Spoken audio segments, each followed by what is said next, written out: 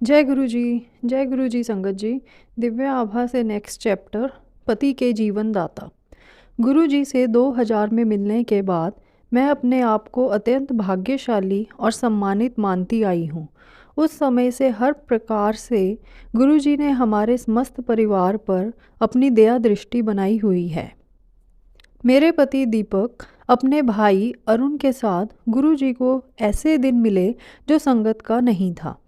अरुण को एक ऐसी समस्या थी जिसका हल तुरंत चाहिए था। उसके घर में किसी काम करने वाले की बेटी की गांव में दुर्घटना हो गई थी और चिकित्सकों ने अंग छेद की सलाह दी थी। गुरुजी घर पर ही थे और वह दोनों उनके दर्शन करने में सौभाग्यशाली रहे थे। उनकी दया से उसका पैर बच गया। जब वह वहाँ पर थे, गुरुजी ने दीपक को मुझे उनके पास लाने के लिए कहा। पहले तो मैं उनके पास जाने के लिए अनिच्छुक थी। यद्यपि मेरी धार्मिक प्रवृत्ति है, मैं नश्वर ईश्वर में विश्वास नहीं रखती थी। तत्पश्चात मेरे मन में आया कि उन्होंने मेरी देवरानी के कंपवात रोग में उसकी सहायता करी थी, अतः ऐसे व्यवहार से असभ्यता होगी। मुझे देखते ही गुरुजी ने कहा, कैलाश खन्ना दी कुड़ी। और मैं आश्चर्यचकित थी, क्योंकि किसी भी तरह उन्हें मेरे स्वर्गीय पिता का नाम पता नहीं होना चाहिए था। उन्होंने मुझे अपना एक चित्र देकर संगत में आते रहने के लिए कहा। वह चित्र मैंने अपने पूजा स्थल पर रख दिया। अगले दिन प्रातः उठने पर मैंने देखा कि वह गिरा हुआ था और सिंदूर की डिब्बिया के समीप सिंदूर की एक ढेरी बनी हुई थी। तथापि वह डिब्बिया सीधी ही थी। पूजा के कमरे में कोई प्रवेश नहीं कर सकता था। मैं उलझन में थी। बाद में सोचने पर विचार आया कि गुरुजी ही घर आए होंगे। बुनने की सिलाइयाँ निकली। एक अवसर पर गुरुजी ने हमें तीव्र मनोव्यथा से बचाया। हमारे छोटे बेटे विनायक का विवाह हो रहा था। महिला संगीत के दिन सुबह से ही दूर दूर से संबंधी आने लगे थे। अचानक मुझे अपने पति की चीख सुनाई दी। उनकी बीमार माँ अचानक मरणासन हो गई थीं। पहले मैंने भागकर गुरुजी के चित्र के सामने उनको स्वस्थ करने के लिए प्रार्थना करी।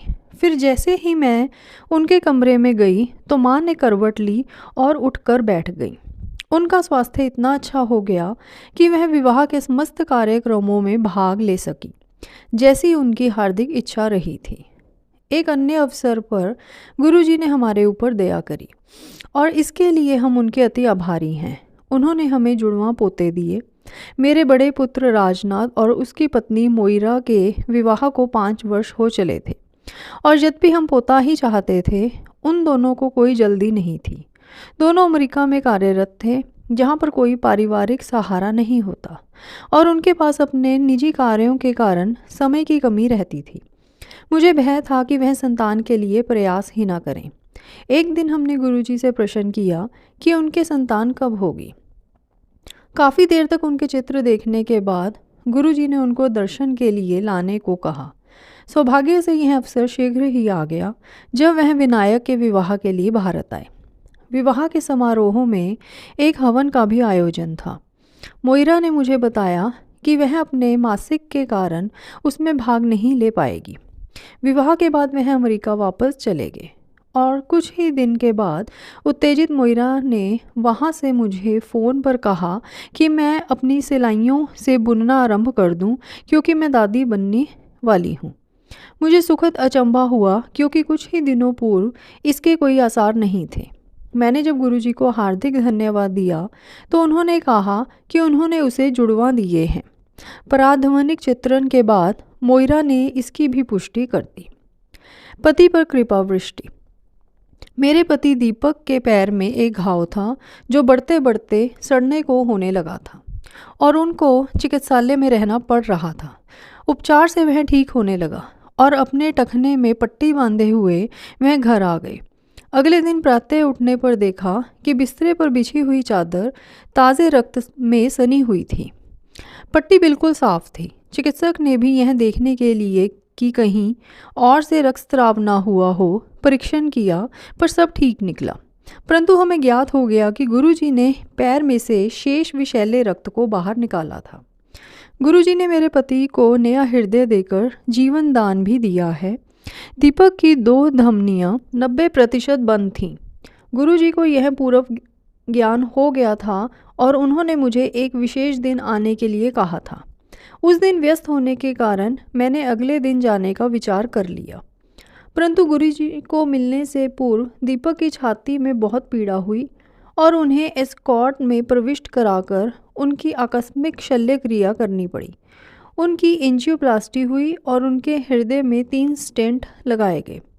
चिकित्सालय में प्रतीक्षा करते हुए मेरे पुत्र, उसकी पत्नी और मुझे गुरुजी की सुगंध आई।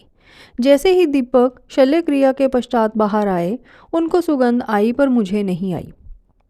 संभवतः गुरुजी उस दिन मुझे न आने के लिए डांट रहे थे। यदि मैं गई होती तो दीपक इस कटु अनुभव से बच जाते। मैंने गुरुजी को धन्यवाद दिया और वचन दिया कि पुनः ऐसी पुनरावृत्ति नहीं होगी। यद्यपि गुरुजी ने अनेक अवसरों पर हमारे जीवन को रसमय बनाया है, यह थोड़े से ही अनुभव हैं। मैं प्रतिदिन उनसे मार्गदर्शन और परिवार को बचाने के लिए विनती करती हूँ। मैं उनकी अत्यंत आभारी हूँ और मुझे विश्वास है कि वह अवश्य सुनेंगे। मैंने कई बार उनसे प्रश्न किया है कि सबके लिए इतना करने के पश्चात आपकी क्या अभिलाषा है। वह मुस्कुराकर उत्तर देते हैं कि केवल पूरी आस्था। यह सत्संग लिखा गया है श्रीमती ज्योत्सना शौरी, दिल्ली से। जय गुरु जी, शुक्राना गुरु जी।